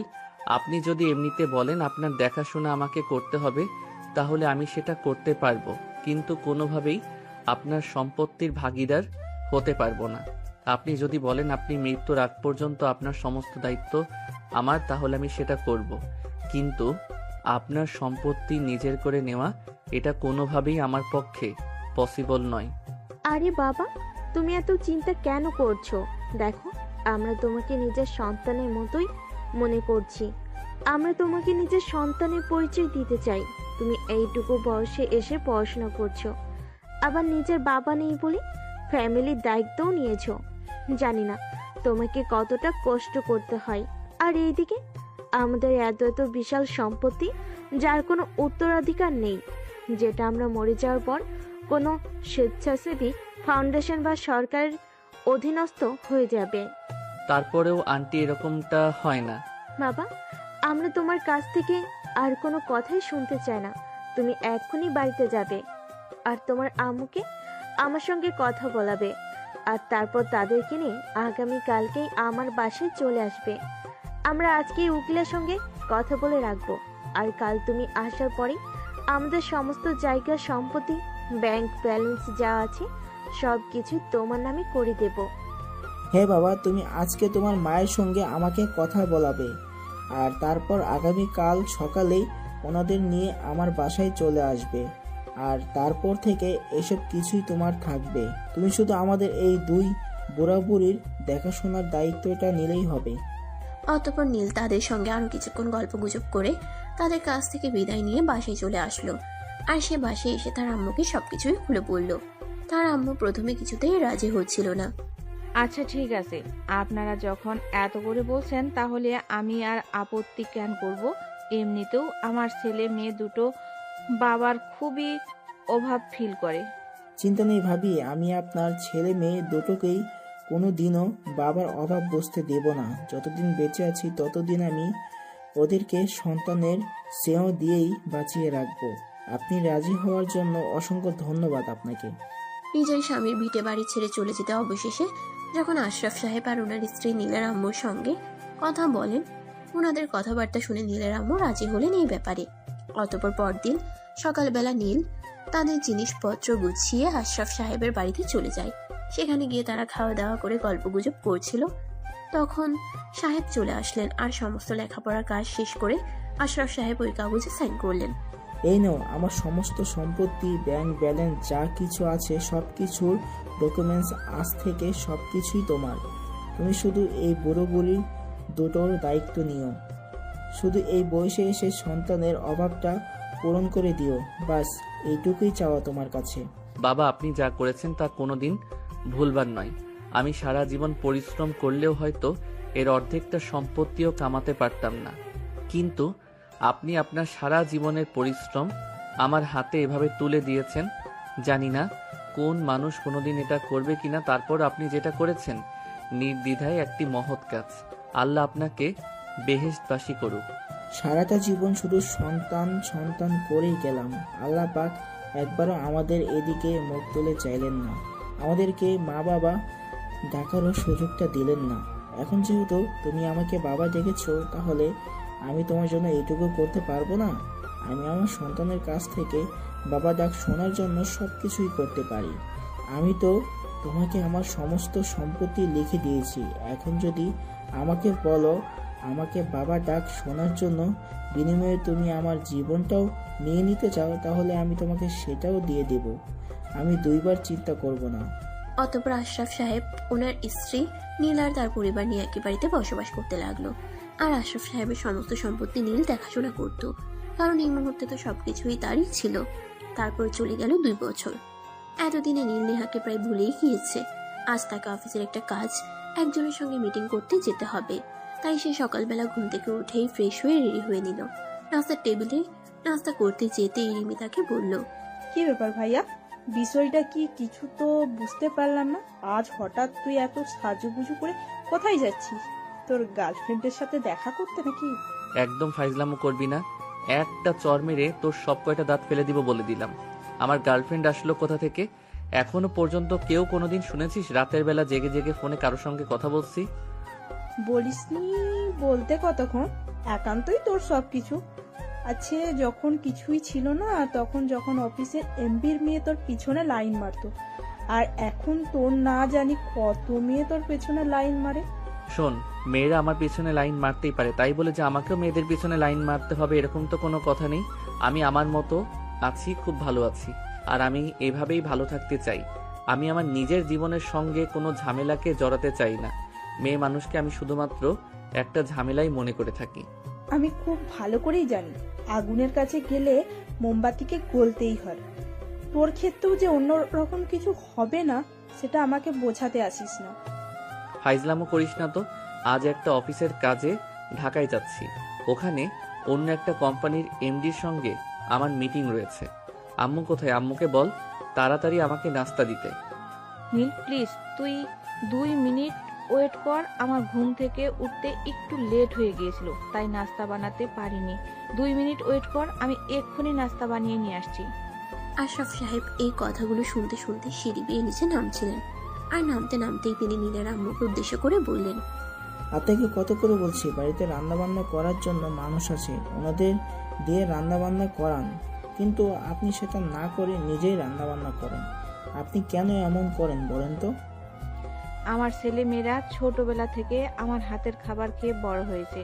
অন্যের হাতের খাবার ওদের মুখে রুচে না, তাই আমি আমার সন্তানদের জন্য একটু কষ্ট হলেও নিজের হাতেই খাবার তৈরি করি।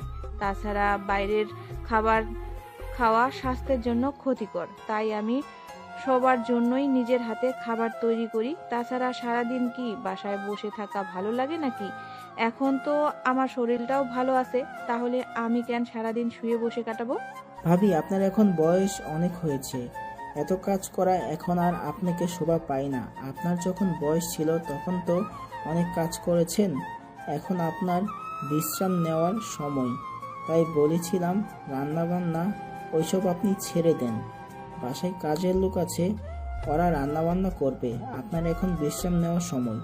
না ভাই সাহেব, আমি যতদিন সুস্থ আছি, যতদিন আমি করে খাওয়াতে পারি, ততদিন আপনাদেরকে আর আমার 2 সন্তানকে নিজের হাতেই রান্না করে খাওয়াবো। তারপর যেদিন না পারি তখন থেকে না হয় কাজের লোকের হাতের রান্না খাওয়া যাবে। আম্মু, এবার কথা শেষ করে আমাকে নাস্তাটা দাও, আমার লেট হয়ে যাবে। খাবার না খেয়ে যদি চলে যায় তখন তো আবার তোমার হাজারটা কথা শুনতে হবে। সেই সব কিছু থেকে তো রেহাই পাওয়ার কোনো উপায় নেই। তুই 2 মিনিট বস, আমি বলছি তো, আমি খাবারটা নিয়ে আসছি। এই কথা বলতে বলতে নীলের আম্মু নীলের জন্য নাস্তা তৈরি করে নিল, নীলকে দিয়ে দিল। নীল খাবার খাচ্ছে। অপরদিকে নেহা অফিস থেকে তার প্রয়োজনীয় কিছু ডকুমেন্টস নিয়ে বের হয়েছে। তাকেও আজ একজনের সঙ্গে মিটিংয়ে যেতে হবে, নতুন কোম্পানির সঙ্গে এগ্রিমেন্ট করতে যাচ্ছে। তাই তো একটু সকাল সকাল অফিসে চলে এসে নিজের কাজের সমস্ত ডকুমেন্টস নিয়ে নিয়েছে। ম্যাডাম, আমি ওই কোম্পানির এমডির সঙ্গে কথা বলছি। উনি বলেছেন সকাল 10টার মধ্যে আমাদেরকে ওই ক্যাফেতে চলে যেতে, সময় মতো চলে আসবেন। ঠিক আছে, সমস্যা নেই। আমাদের হাতে আরো 1.5 ঘন্টা সময় আছে। এই 1.5 ঘন্টার মধ্যে আমরা ওই ক্যাফেতে পৌঁছে যেতে পারবো। আপনি ড্রাইভারকে গাড়ি বের করতে বলুন। আমার আর 2টা ডকুমেন্টস বাকি আছে, ওইগুলো নিয়ে নিই। আর একটা কাজ করবেন, আমার আব্বুকে কিন্তু আজ একবার ডক্টরের কাছে যেতে হবে। আপনি অ্যাকাউন্টসে বলে দিয়ে আসবেন আমার আব্বুর অ্যাকাউন্টে 3 লাখ টাকা পাঠিয়ে দিতে। ম্যাডাম, স্যার ডাক্তারের কাছে যাবেন সেটা না হয় বুঝলাম, কিন্তু তাই বলে এত টাকা? দেখুন, টাকাগুলো আপনার বাবার কামাই হয়েছে, আপনার কাছে আমাকে কৈফিয়ত দিতে হবে? টাকাগুলো আমি নিজে ইনকাম করি, আর কোথায় ইনভেস্ট করব সেটা আমি খুব ভালো করেই জানি। আমার বাবা আজ আমেরিকায় চলে যাবেন ডক্টর দেখাতে, সেখানে কত টাকা লাগবে তার কোনো ঠিক নেই। আমি আপনাকে 3 লাখ টাকা দিতে বলেছি, খুব বেশি কিছু দিতে বলিনি। আর এই ব্যাপারে আপনাকে কেন দিচ্ছি, আপনি অ্যাকাউন্টটা শুধু বলে দিয়ে আসুন। আমার বাবাকে টাকাটা দিয়ে দিতে বাবা যাবে, তারপর যত টাকা লাগবে সেগুলো আমি পাঠাবো। আজ আমার হাতে সময় নেই। ম্যানেজার তখন আর কোনো কথা না বলে সেখান থেকে সোজা অ্যাকাউন্টে চলে গেল, আর সেখানে গিয়ে বলে আসলো টাকা দেওয়ার কথা। তারপর সে নেহাকে নিয়ে অফিস থেকে বের হয়ে পড়ল। অপরদিকে নীল অনেকক্ষণ ধরে ক্যাফেতে বসে আছে, প্রায় 10 মিনিটের মতো। তার তো মেজাজ খারাপ হয়ে যাচ্ছে, কারণ সে খুবই টাইম মেনটেন করে চলে। সময়ের অপব্যয় করা তার একদমই পছন্দ নয়। তাই সে তার ম্যানেজারকে বলে, কি ব্যাপার ম্যানেজার, এখনো কাজই দেওয়া হলো না? আর এখনই যদি এত খেয়ালিপনা থাকে তাহলে আমি এই কোম্পানি দিয়ে কাজ করাবো কিভাবে? 10টা 10 মিনিট বেজে গেছে, তাহলে ওরা এখনো আসছে না কেন? স্যার, আমি ওনাদেরকে ফোন করেছিলাম, ওনারা বলেছেন রাস্তায় একটু যানজট ছিল, তাই একটু লেট হয়েছে, ওনারা এখনই চলে আসবেন। দেখুন, আপনি খুব ভালো করে জানেন অজুহাত দেখানো আমার একদমই পছন্দ নয়। আমি নিজে অজুহাত দেখাই না, আর কেউ আমাকে অজুহাত দেখাক সেটাও আমি পছন্দ করি না। আমার কাছে সবচাইতে আগে হলো আমার কাজ, আর তারপর অন্য সব কিছু। আমার কাজে কেউ ফাঁকি দিলে সেটা আমার খুবই বিরক্ত লাগে, আর আমি খুব রেগে যাই, সেটা আপনি খুব ভালো করে জানেন। স্যার, আমি ওনাদেরকে এ ব্যাপারে ইনফর্ম করেছি, ওনারা বলেছেন এখনই চলে আসবেন। রাস্তায় যানজট না হলে সময় মতো চলে আসতে পারতেন। ঠিক আছে, তবে যদি আমার কাজের কোনো দরকার হয় তাহলে কিন্তু আমি ওই কোম্পানির সঙ্গে আর কোনো এগ্রিমেন্ট করব না। এটাই কিন্তু লাস্ট হবে, এটা আপনি ওদেরকে বলে দেবেন। আমার কাছে প্রতিটা সেকেন্ড, প্রতিটা মিনিটের মূল্য অনেক অনেক বেশি। এদিকে দেখতে দেখতেই নেহা সেখানে এসে পৌঁছালো। নীল মাথায় একটা ক্যাপ আর চোখে সানগ্লাস পরেছিল, তাই নেহা তাকে প্রথম দেখাতে চিনতে না পেরে সালাম দিয়ে জিজ্ঞাসা করলো, আসসালামু আলাইকুম। I am sorry to say, রাস্তায় প্রচুর জ্যাম ছিল, তাই আসতে একটু লেট হয়ে গেল। Please don't mind. দেখুন, সময়ের অপব্যয় করা আমার একদমই পছন্দ নয়। আমি সময়কে খুব মূল্য দিয়ে থাকি, যার কারণে আমি আমার কোম্পানিকে এতদূর পর্যন্ত নিয়ে আসতে পেরেছি। যাই হোক, আপনাদের কাজের কিছু নমুনা আমাকে দেখান, আর তারপর আমি সিদ্ধান্ত নেই কাজটা আমি আদৌ আপনাদের দেব কি দেব না। নেহা তখন কিছু কাগজ নীলের দিকে এগিয়ে দিল, যেগুলোতে তাদের কোম্পানির প্রোডাক্টের পিকচার দেওয়া ছিল। নীল সেগুলো দেখলো, আর তারপর নেহার দিকে তাকিয়ে সে একদম অবাকের চূড়ান্ত সীমানায় পৌঁছে গেল। এতদিন পর সে নেহাকে নিজের চোখের সামনে দেখতে পাবে, এটা সে কল্পনাও করেনি। তাই সে সেখান থেকে উঠে দাঁড়িয়ে গেল, আর নিজের চোখ থেকে চশমাটা সরিয়ে বলল, আপনি এখানে? আমারও তো সেই একই প্রশ্ন, তুমি এখানে কি করে? তোমার তো অর্থ সম্পদ বলতে কোনো কিছুই ছিল না, তাহলে এত বড় কোম্পানির মালিক হলে কি করে? আমি তো জানতাম এই কোম্পানির মালিক অন্য কেউ। সরি ম্যাডাম, আপনি ভুল জানতেন। এই কোম্পানিটা আমার, এবং এই কোম্পানির একমাত্র মালিক আমি। ঠিক আছে, তাহলে তো আর আমি এই অর্ডারটা পাচ্ছি না, আসি তাহলে। এই বলে কোনো উত্তরের অপেক্ষা না করে নেহা সেখান থেকে চলে গেল। নীল চুপচাপ সেখানে বসে রইল। তখনই তার ম্যানেজার তাকে জিজ্ঞাসা করলো, কি ব্যাপার স্যার, কি হলো? বিষয়টাই তো কিছুই বুঝতে পারলাম না। ম্যাডাম আপনার সঙ্গে কোনো কথা না বলেই এখান থেকে চলে গেলেন। আমরা কি কোম্পানিকে কোনো অর্ডার দেব না? অর্ডার দেব, তবে আজ নয়। আমি আগামীকাল ওই ম্যাডামের কোম্পানিতে যাব, আর ওখানে বসেই ম্যাডামের সঙ্গে এগ্রিমেন্ট করব। মানে কি? তার আমি তো কিছু বুঝতে পারলাম না। এত কষ্ট করে এখানে এগ্রিমেন্ট করবার জন্য এলাম, আর উনি মিটিং না করে চলে যাচ্ছে, আর আপনি কিনা বলছেন আপনি ওই ম্যাডামের কোম্পানিতে যাবেন আর সেখানে গিয়ে এগ্রিমেন্ট করবেন। এটাকে তো আমরা যতগুলো কোম্পানির সঙ্গে এগ্রিমেন্ট করেছি সবগুলোই আমাদের অফিসে বসে কিংবা অন্য কোনো রেস্টুরেন্টে কিংবা ক্যাফেতে বসে, কিন্তু আজ হঠাৎ আপনার কি হলো? আমি তো কিছুই বুঝতে পারছি না। দেখুন, আমি আপনার স্যার আর আপনি আমার ম্যানেজার, তাই আমি আমার কোনো বিষয় আপনার কাছে নিশ্চয়ই কৈফিয়ত দেব না। চুপচাপ ক্যাফের বিলটা মিটিয়ে বাইরে আসুন। ম্যানেজার তখন আর কোনো কথাই বলল না, চুপচাপ ক্যাফের বিল মিটিয়ে বাইরে চলে আসলো। আর নীল সেখান থেকে সোজা বাড়িতে চলে আসলো। বাড়িতে এসে মন খারাপ করে চুপচাপ বসে আছে। নীল কখনোই বাড়িতে এসে ভাবে চুপচাপ বসে থাকে না, সবার সঙ্গে গল্প করে, সবার খোঁজ খবর নেয়। আজ যখন নীল বাসায় এসে চুপচাপ নিজের রুমে বসে আছে, সেটা দেখে রিনি সেখানে গেল আর তাকে জিজ্ঞাসা করলো, কি ব্যাপার ভাইয়া, কি হয়েছে তোর? তুই আজ অফিস থেকে এসে চুপচাপ এখানে বসে আছিস কেন? তোর কি মন খারাপ? না রে, মন খারাপ নয়, তবে বহুদিন পর সেই অনাকাঙ্ক্ষিত মানুষটার সঙ্গে দেখা হয়ে গেল। মানে তুই কি বলছিস? আমি কিছুই বুঝতে পারছি না। অনাকাঙ্ক্ষিত মানুষ বলতে তুই কাকে মিন করতে চাইছিস? আমার জীবনে তো সেই অনাকাঙ্ক্ষিত মানুষ একটাই, নেহা ম্যাডাম। আজ আমি যে কোম্পানির সঙ্গে এগ্রিমেন্ট করতে গেছিলাম সেটা নেহা ম্যাডামের কোম্পানি। উনি কোম্পানির দায়িত্ব নেওয়ার পর কোম্পানির নাম চেঞ্জ করেছেন, তাই আমি বুঝতে পারিনি। আর ওই কোম্পানির সঙ্গে এগ্রিমেন্ট করব বলে সিদ্ধান্ত নিয়েই কিন্তু যখন আমি ওখানে পৌঁছালাম আর সঙ্গে সঙ্গে দেখা গেল, তখনই আমি এই ব্যাপারে জানতে পারলাম। ভাইয়া, আমার মনে হয় তুই নেহাকে ভালোবাসিস আর তার জন্যই ভুলতে পারছিস না। তাই আমি বলি কি, নেহাকে তুই বিয়ে কর। শোনো, যে মানুষটা আমাকে ভালোবাসে বলেছিল তখন, যখন আমি তাকে মূল্য দেইনি, এখন কেন আমি তার জীবনে ফিরে যাব? আমার কোনো কিছু ছিল না বলেই তার বাবা আমাকে মেনে নিত না, আর তার কারণেই কিন্তু আমি সেদিন তাকে না করে দিয়েছিলাম। যদি তার বাবা আমাকে মেনে নিত তাহলে সমাজকে আমি কোনো তোয়াক্কা করতাম না। নেহাকে আমি সোজা বিয়ে করে আমার বাড়িতে নিয়ে আসতাম। আম্মুর উপর আমার সম্পূর্ণ ভরসা ছিল, আম্মু সবটা মেনে নিত। কথাগুলো আড়াল থেকে তার আম্মু শুনছিল। ওদের কথা বলা শেষ হলে তার আম্মু রুমের ভিতরে আসলো আর নীলের মাথায় হাত রেখে বলল, বাবা, আজকেও আমি তোকে কোনো বাধা দেব না। আমি চাই তুই তোর ভালোবাসার মানুষটাকে নিয়ে ভালো থাক, তাই আমি তোকে পারমিশন দিচ্ছি। তুই নেহাকে তোর মনের কথা বল, আর তার অভিমান ভাঙিয়ে তাকে বিয়ে করে নিয়ে আয়।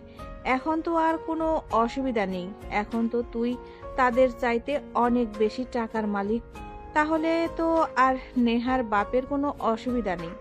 হ্যাঁ নীল, তোমার মা একদম ঠিক কথাই বলেছেন। যখন তোমার টাকা পয়সা ছিল না তখন তুমি নেহাকে ভালোবাসা সত্ত্বেও সব কিছুর জন্য ছেড়ে চলে এসেছিলে, আর এখন যেহেতু তোমার সব কিছুই আছে, তাই আমি চাইবো তোমার ভালোবাসার মানুষটাকে নিজের করে নাও, কারণ ভালোবাসা ছাড়া জীবন অপূর্ণ।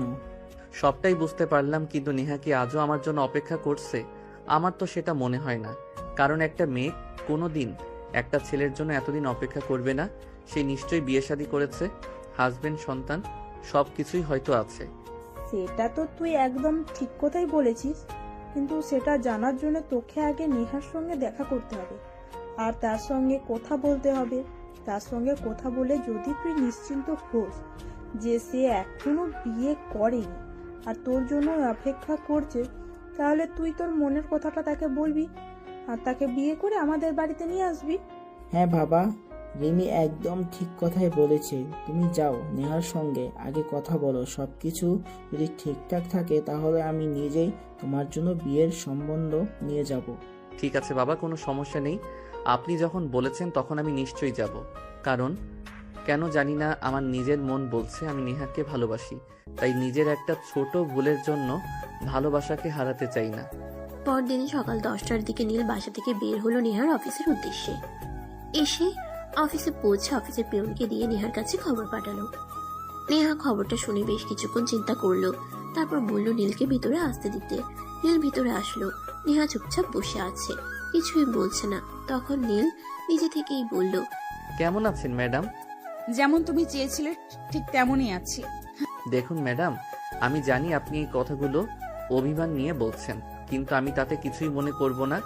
যাই হোক, আপনার হাজবেন্ড আর বাচ্চারা কেমন আছে? হাজবেন্ড আর বাচ্চা, এটা তুমি ভাবলে কি করে? নীল, তোমার পর আবার জীবনে কোনো মানুষের জায়গা হয়নি আর হবেও না, কারণ আমি তোমাকে ভালোবাসতাম আর এখনো বাসি। তুমি হয়তো বিয়ে শাদী করে সন্তানের বউ নিয়ে ভালোই আছো, কিন্তু বিশ্বাস করো, আমার জীবনে এখনো কেউ আসেনি আর ভবিষ্যতেও আসবে না, কারণ এই হৃদয়ে একটা নাম সুন্দর করে স্বর্ণাক্ষরে লেখা হয়ে গেছে। মানে এসব আপনি কি বলছেন? আপনি এখনো বিয়ে করেননি, এখন আমার অপেক্ষাতে বসে আছেন? আপনি সত্যি বলছেন? আমি নেহা কখনো কোনোদিনও কাউকে মিথ্যা বলিনি। তোমাকে ভালোবাসতাম এই কথাটা যেমন সত্য, তোমার জন্য আজ অপেক্ষা করে আছি এই কথাটাও ঠিক তেমনি সত্য। তুমি আমার জীবনের প্রথম এবং শেষ ভালোবাসা। তোমার পর এই হৃদয়ে কারোর জায়গা হবে না। যাই হোক, বাদ দিন। স্যার কেমন আছেন? ওনার শরীর ভালো আছে তো? আজকাল কি অফিসের দেখাশোনা আপনি একাই করছেন, নাকি স্যার এখন অফিসে আসেন? বাবার শরীর ভালো নেই, কালকে আমেরিকায় পাঠানো হয়েছে উন্নত চিকিৎসার জন্য, আর অফিসার দেখাশোনা গত 1 বছর ধরে আমিই করছি। যেহেতু বাবার শরীর ভালো নেই, তাই বাবাকে আর কোনো প্রেশার দিতে চাই না। ও আচ্ছা, স্যার কবে দেশে আসবেন এ ব্যাপারে আপনি কিছু জানেন? স্যারের সঙ্গে একবার দেখা করতাম। আব্বুর সঙ্গে দেখা করে আপনার কোনো লাভ আছে বলে তো আমার মনে হয় না। যাই হোক, আপনি কিন্তু একটা বিষয় এড়িয়ে গেলেন। আমি কিন্তু আপনার স্ত্রী আর বাচ্চাদের কথা জিজ্ঞাসা করেছিলাম, আপনি কিন্তু ও ব্যাপারে কিছুই বললেন না। বলেন, ওরা কেমন আছে আর কোথায় আছে? নিশ্চয়ই আপনার স্ত্রী খুবই ভাগ্যবতী একজন মহিলা, যে মানুষটাকে আমি আমার সবকিছুর বিনিময়ে নিজের করে পেতে চেয়েছিলাম। আপনার স্ত্রী কোনো কিছু বিনিময় ছাড়াই সেই মানুষটাকে নিজের করে পেয়ে গেল। হ্যাঁ, সে খুবই ভাগ্যবান যে সে আমাকে পেয়েছে, আর আমিও খুব ভাগ্যবান যে তার মতো স্ত্রী পেয়েছি। যদি তার মতো স্ত্রী না পেতাম তাহলে হয়তো আজ উন্নতির চরম শিখরে পৌঁছাতে পারতাম না। তার মতো বউ পাওয়া সত্যি ভাগ্যের ব্যাপার। যাই হোক, আপনাকে জিজ্ঞেস করছিলাম স্যার কবে দেশে আসবেন, ওনার সঙ্গে একবার দেখা করার ছিল। আব্বুকে আগামী সপ্তাহে দেশে আনা হবে। আমি আগামী কালকেই ওখানে যাচ্ছি। সবকিছু ভালো থাকলে আগামী সপ্তাহে আব্বুকে নিয়ে দেশে ফিরে আসব। যাই হোক, আপনি কি খাবেন, চা নাকি কফি? না, কিছুই লাগবে, নাস্তা হলে আসি। আপনার নাম্বারটা আমার ম্যানেজারের কাছে আছে, আমি ওনার কাছ থেকে নাম্বারটা নিয়ে ফোন করব। আর স্যার দেশে আসলে ওনার সঙ্গে দেখা করতে আপনাদের বাড়িতে যাব। এই বলে নীল নেহার অফিস থেকে বের হয়ে বাসায় চলে আসলো। আর বাসায় আসতেই তার বোন তাকে জিজ্ঞাসা করলো, কি ব্যাপার ভাইয়া, কি হলো? নেহার সঙ্গে দেখা করতে গিয়েছিলাম। নেহা আমাকে বলল সে এখনো বিয়ে করেনি আর এখনো আমার জন্য অপেক্ষা করছে। আর আঙ্কেলের ব্যাপারে যখন জিজ্ঞাসা করলাম তখন সে বলল আঙ্কেল নাকি অসুস্থ, ওনাকে চিকিৎসার জন্য আমেরিকায় নিয়ে যাওয়া হয়েছে। নেহাও আগামীকাল সেখানেই যাবে, আগামী সপ্তাহে ওনাকে দেশে নিয়ে আসবে। আর আমি ওকে বলে এসেছি আঙ্কেলকে দেশে নিয়ে আসলে আমি ওদের বাসায় যাব আঙ্কেলের সঙ্গে দেখা করার জন্য। দেখলি তো, আমার কথাই তো ঠিক হলো। আমি তো তোকে বলেছিলাম নেহা এখনো তোকে ভালোবাসে। আমার কথা মিললো তাহলে। হ্যাঁ, তুই একদম ঠিক কথাই বলেছিস, কিন্তু এখন কথা হলো আমি যদি এখন নেহার সামনে নিজের ভালোবাসার দাবি নিয়ে দাঁড়াই তাহলে কি নেহা আমাকে মেনে নিবে? এই বিষয়টাই তো আমি ভেবে পাচ্ছি না। এত চিন্তা করার কোনো কারণ নেই, কারণ আমি জানি যে মানুষটা তোকে নিজের করে পাওয়ার জন্য এত কিছু করতে চেয়েছিল। আর সেই মানুষটাকেই তুই তাকে পাত্তা না দেওয়ার পরেও এতটা বছর ধরে তোর জন্য অপেক্ষা করে আছে, তাহলে নিশ্চয়ই তোকে পাওয়ার আগ্রহ তোর চাইতে তার অনেকটা বেশি। এরপর দেখতে দেখতে 1 সপ্তাহ সময় চলে গেল। নীল তার ম্যানেজারের কাছ থেকে নেহার নাম্বার নিয়ে নেহাকে ফোন করে জানতে পারলো সে তার বাবাকে নিয়ে দেশে এসেছে। তাই নীল তার পরিবার নিয়ে নেহার বাবার সঙ্গে দেখা করতে গেল। আসসালামু আলাইকুম স্যার, কেমন আছেন আপনি? আপনার শরীরের এখন কি অবস্থা? ওয়ালাইকুম আসসালাম। এই তো আলহামদুলিল্লাহ, আল্লাহর রহমতে এখন আগের চাইতে অনেকটা ভালো আছি। বাবা, তুমি হঠাৎ এতদিন পর কি মনে করে? নেহার কাছে আমি তোমার কথা শুনেছি। নীল গ্রুপ অফ ইন্ডাস্ট্রিজের একমাত্র মালিক তুমি। আল্লাহ কখন কাকে কোথায় নিয়ে যান সেটা কেউ বলতে পারে না। সেদিন তোমার কিছুই ছিল না বলে আমি আমার মেয়েটাকে তোমার হাতে তুলে দিতে ভরসা পাইনি, কিন্তু দেখো তোমাকে পাওয়ার জন্য আমার মেয়েটা এখনো সেই একাই বসে আছে। আমরা অনেক চেষ্টা করেছি তাকে বিয়ে দেওয়ার জন্য, কিন্তু সে কোনোভাবেই রাজি হয়নি। সে শুধুমাত্র তোমাকে ভালোবাসে, তাই অন্য কাউকে ভালোবাসতে পারবে না। সেটা আমরা জানি, তাই আপনার সঙ্গে কথা বলতে এসেছি। আমরা নীল আর নেহার 4 হাত এক করতে চাই। সেটা তো সম্ভব নয় আন্টি। আপনার ছেলের বউ বাচ্চা আছে, আমি কেন সতীনের সংসার করতে যাব? যে মানুষটাকে ভালোবেসে আমি আমার করে পেতে পারিনি, সেই মানুষটা অন্য একজনের হয়ে গেছে। এখন আমি তাকে তার কাছ থেকে কেড়ে আনবো, এটা আমার পক্ষে সম্ভব নয় আন্টি। তোমাকে কে বলছে নীল বিয়ে করেছে? সে তোমাকে মিথ্যা কথা বলেছিল। নীল এখনো বিয়ে করেনি। তুমি যেমন তাকে ভালোবাসো সেও তেমন তোমাকে ভালোবাসে। আমরা কয়েকবার তাকে বিয়ের কথা বলেছি, সে বারবারই আমাদের বলে গেছে এখনো তার বিয়ের সময় হয়নি, কিন্তু সে যে এখনো মনে মনে তোমাকেই খুঁজে সেটা কিন্তু আমাদের বলেনি। তার মানে নীল আমাকে মিথ্যা কথা বলেছিল। যাই হোক, তারপরও আমি আপনাদের ছেলের চাইতে বয়সে বড়। আমাদের এই সম্পর্ক সমাজ মেনে নেবে না। আমাকে বিয়ে করলে আপনার ছেলে সমাজে মুক্ত থাকতে পারবে না। তাই আমি চাই না আমার জন্য কারো সমাজে মানহানি হোক। নেহা, তখন আমার কিছুই ছিল না, আজ আমার সবকিছুই আছে। টাকার কাছে মান সম্মান খুবই তুচ্ছ বিষয়, আর আমার এত পরিমাণ টাকা আছে যে কোনো মানুষ আমার চোখের দিকে তাকিয়ে কথা বলার সাহস পাবে না এখন। সেটা আমি খুব ভালো করেই জানি, কারণ তোমার যদি এত টাকা পয়সা না থাকতো তাহলে তুমি নীল গ্রুপ অফ ইন্ডাস্ট্রিজের একটা কোম্পানির মালিক হতে পারতে না। কিন্তু তারপরও আমার মনে হয় তোমার আমাকে বিয়ে করাটা ঠিক নয়। আমি তোমার বয়সে বড়। আমরা এখন তোমরা বিয়ে কবে করবে সেটাই শুনতে চাই। অনেক শুনেছি তোমাদের এসব ইয়ার্কি ফাজলানোর কথাবার্তা। এখন তোমরা বিয়েটা করে নাও, তারপর সিরিয়াল কিন্তু আমাকেও বিয়েটা করার সুযোগ তো দাও। ওরে ফাজিল, তোর যখন এতই বিয়ে করার ইচ্ছে তাহলে তুই বিয়ে করছিস না কেন? আমরা তো সেই কবে থেকেই বলছি তোকে বিয়ে দেওয়ার জন্য, কিন্তু তুই তো বলছিস এখন তোর পড়াশোনা করার সময়, তুই এখন বিয়ে করবি না। আরে ভাইয়া, নিজের বিয়ের কথা কি আর সরাসরি বলা যায় নাকি? যাই হোক, এখন আগে তোমার বিয়েটা করো, তারপর না হয় আমার বিয়ে নিয়ে চিন্তা করা যাবে। তাই নাকি নন্দিনী? তাহলে আছে নাকি কেউ ভালোবাসার মানুষ? বলে দাও আমাদেরকে, তাহলে তো আমাদের কোনো পরিশ্রম করতে হবে না, অযথাই কষ্ট করে ছেলে খুঁজতে হবে না।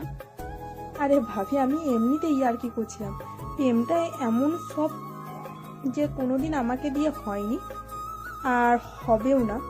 তোমরা আগে বিয়েটা করে নাও, তারপর দেখে শুনে একটা ছেলে দেখে আমাকেও বিয়েটা দিয়ে দিও, তাহলেই হবে। ব্যাস, আর কিচ্ছু চাই না আমার। যাই হোক, হয়েছে, এবার তোমাদের কথাবার্তা বন্ধ করো। তা বিয়ান সাহেবা, আপনার পুত্রবধূকে কবে নিজের ঘরে তুলে নিতে চান সেটাই বলেন। আমিও চিন্তামুক্ত হলাম। এমনিতে আমার শরীরের অবস্থা খুব একটা ভালো নয়। মেয়েটাকে নিয়ে যত চিন্তা ছিল, এখন যেহেতু মেয়েটা নিজের ভালোবাসার মানুষকে নিজের করে পেতে চলেছে, তাহলে তো আমার আর চিন্তা করার কোনো কারণই থাকে না। হ্যাঁ, আপনি একদম ঠিক কথাই বলেছেন। আপনাকে কেন চিন্তা করতে হবে? নেহার জন্য তো আমরা রয়েইছি। আপনার যদি কোনো আপত্তি না থাকে তো আগামী শুক্রবারই আমরা এই শুভ কাজটা সেরে ফেলতে চাই। হ্যাঁ বিআই সাহেব, ভাবি একদম ঠিক কথাই বলেছেন। আমরা আগামী শুক্রবারই নেহা মামনিকে আমাদের বাড়িতে নিয়ে যেতে চাই। আচ্ছা ঠিক আছে, আপনারা যা বলবেন এ ব্যাপারে আমার কোনো অমত নেই। অতপর এই খুশির খবরে সবাই মিষ্টি মুখ করলো। আর কথাবার্তা শেষ হলে নীল তার পরিবার নিয়ে বাড়িতে চলে আসলো। এদিকে সেদিন রাতেই নেহা নীলকে ফোন করে আর বলে, যদি আমাকে ভালোই বাসো তাহলে সেদিন মেনে নাওনি কেন আমাকে? সেদিন তো আর আমি তোমার যোগ্য ছিলাম না। আমি তোমাদের অফিসে সামান্য একজন এমপ্লয়ি ছিলাম। তোমার বাবা যেমন আমাদের সম্পর্ক মেনে নিত না, তেমনি বাহিরের মানুষ যেন আমাদের সম্পর্ক মেনে নিত না। সবাই বলতো আমি টাকা পয়সার লোভে পড়ে তোমাকে বিয়ে করেছি, কিন্তু এখন তো তোমাদের চাইতে আলহামদুলিল্লাহ আমার অনেক বেশি টাকা পয়সা আর সম্পত্তি আছে। এখন তো আর কেউ আমাকে এটা বলতে পারবে না যে আমি টাকা পয়সার জন্য তোমাকে বিয়ে করেছি, তাই না? হ্যাঁ, সবই বুঝতে পেরেছি। জানো এই দিনগুলো আমার কতটা কষ্টে কেটেছে। আমি তো তোমাকে ভালোবাসতাম, প্রত্যেকটা সেকেন্ড প্রত্যেকটা মিনিট আমি তোমার জন্য অপেক্ষা করতাম কখন একবার তোমার সঙ্গে দেখা হবে। জানো তুমি আমাদের অফিস থেকে চলে যাওয়ার পর তোমাকে আমি কত খুঁজেছি, কিন্তু কোথাও খুঁজে পাইনি। অফিস থেকে তোমার ঠিকানা নিয়ে আমি তোমার বাড়িতে পর্যন্ত গিয়েছিলাম, কিন্তু সেখানে গিয়ে জানতে পারলাম তোমরা সেখান থেকে চলে গিয়েছো। আমি একদম ভেঙে পড়েছিলাম, কিন্তু তারপর ভাবছিলাম পৃথিবীটা গোল, আজ না হোক কাল তোমার সঙ্গে আমার দেখা হবে। আর সেটাই হলো, আজ ভাগ্যের পরিহাসে তোমার সঙ্গে দেখাটা হয়েই গেল। হ্যাঁ, আল্লাহ পাক রাব্বুল আলামিন উত্তম পরিকল্পনাকারী। উনি ঠিক করে রেখেছেন আমাদের কার সঙ্গে কি হবে, তাই তো আজ তোমার সঙ্গে আমার দেখা হয়েছে। যাই হোক, অবশেষে আমরা দুজন দুজনকে পেতে চলেছি, এটাই আমাদের দুজনের জন্য যথেষ্ট। অতঃপর দুজন কথা বলা শেষ করে ঘুমিয়ে পড়ল। এদিকে দেখতে দেখতে তো 1 সপ্তাহ সময় কেটে গেল। তাদের বিয়ের কাজও সুসম্পন্ন হলো। নীল আর নেহা দুজনেই বিয়ে করে সুখে শান্তিতে সংসার করতে, আর এদিকে দেখতে দেখতে 2টা বছর কেটে গেল।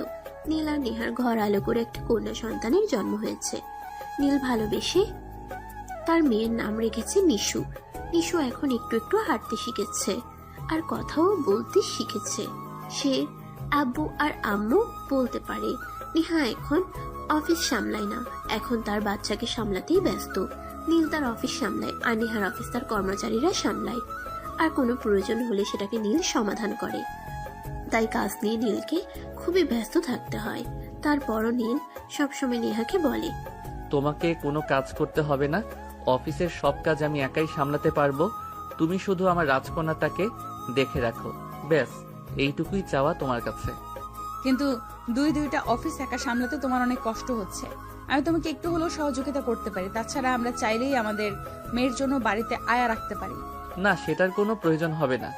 একটা সন্তান মায়ের কাছে যতটা কমফোর্টেবল হয় অন্য লোকের কাছে ততটা কমফোর্টেবল হয় না। তাই আমার যত কষ্টই হোক আমি সবটা সামলে নেব, কিন্তু তোমাকে আমার মেয়েকে সামলাতে হবে।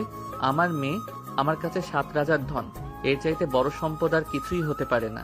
তাই বুঝি মেয়েকে শুধু তুমি একাই ভালোবাসো আর আমি ভালোবাসি না? মেয়ের প্রতি কি আমার কোনো আগ্রহ ইন্টারেস্ট নেই নাকি? আমি সেটা তোমাকে বলিনি। মেয়েকে আমি যতটা ভালোবাসি ঠিক ততটা তুমিও ভালোবাসো, কিন্তু তারপর আমি তো বাবা, আর মেয়েদের প্রতি বাবার একটু ভালোবাসা বেশিই থাকে। হয়েছে হয়েছে, শাক দিয়ে আর মাছ ঢাকতে হবে না। আমি খুব ভালো করেই বুঝি তুমি কি বলো আমাকে। আরে বাবা, লক্ষ্মী বউটা আমার রাগ করে কেন? আমি তো তোমাকে অনেক বেশি ভালোবাসি, এমন করে না প্লিজ। এভাবে কথা বলতে বলতে নিশুর পাশে শুয়ে দুজনেই ঘুমিয়ে পড়ল।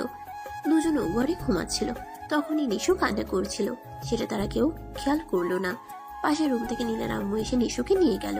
নিশু বিছানায় প্রস্রাব করে দিয়েছিল, তাই কান্না করছিল। নীলের আম্মু নিশুকে নিজের কাছে নিয়ে ঘুম পাড়িয়ে দিল। মাঝরাত্রে যখন হঠাৎই নিহার ঘুম ভাঙে, সে নিশুকে খুঁজতে থাকে। বিছানায় খুঁজে না পেয়ে সে তো চিৎকার দিয়ে ওঠে, এই নীল, তাড়াতাড়ি ঘুম থেকে ওঠো। নিশু তো এখানেই ঘুমিয়েছিল। নিশু কোথায় গেল? হ্যাঁ তাই তো, নিশু তো এখানেই ঘুমিয়েছিল।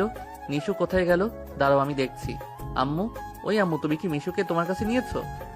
হ্যাঁ নিশু আমার কাছে ঘুমাচ্ছে, তোরা ঘুমিয়ে পড়। তোরা দুজনই ঘুমাচ্ছিলি আর নিশু বিছানায় প্রস্রাব করে দিয়ে কান্না করছিল, তাই আমি তোদেরকে আর ডাক না দিয়ে নিশুকে আমার কাছে নিয়ে এসেছি। আরে বাবা, তুমি নিশুকে তোমার কাছে নিয়ে গেছো ভালো কথা, কিন্তু একবার আমাদের বলতে তো পারতে, তাহলে তো আর এভাবে আমাদের চিন্তা করতে হতো না। উফ আল্লাহ, এরকম কেউ করে? আমার তো আত্মা একদম মরে যাওয়ার মতো অবস্থা ছিল। আমি তো ভেবেছিলাম মনে হয় আমাদের মেয়েকে কেউ তুলে নিয়ে গেছে। যাই হোক, নিশুকে নিয়ে গেছো ভালোই হয়েছে। এবার আমি আমার বউটাকে একটু মন ভরে আদর করতে পারবো। মেয়েটা পাশে ঘুমিয়ে থাকলে তো সব সময় শুধু অজুহাত দেখি। চলো, এখন আর কোনো অজুহাত দেখানো চলবে না। ধুর, সব সময় ফাজলামও ভালো লাগে না। এখন রাত 2টা বাজে, তোমাকে সকালে অফিসে যেতে হবে। এখন চুপচাপ ঘুমিয়ে পড়ো, তা না হলে সকালবেলা ঘুম থেকে উঠতে পারবে না। কিন্তু কে শুনে কার কথা? তার কাছে তার বই সবার চাইতে আগে। তার বউকে ভালোবাসতে হবে, প্রচুর ভালোবাসতে হবে। তাই সে নেহার কোনো কথা না শুনে তাকে আদর করতে শুরু করে।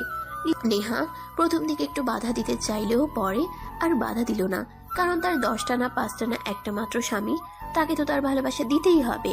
তাই দুজনেই একসঙ্গে ভালোবাসার মহাসমুদ্রে ডুবে গেল আর ভালোবাসার নতুন একটি গল্পের সূচনা করলো।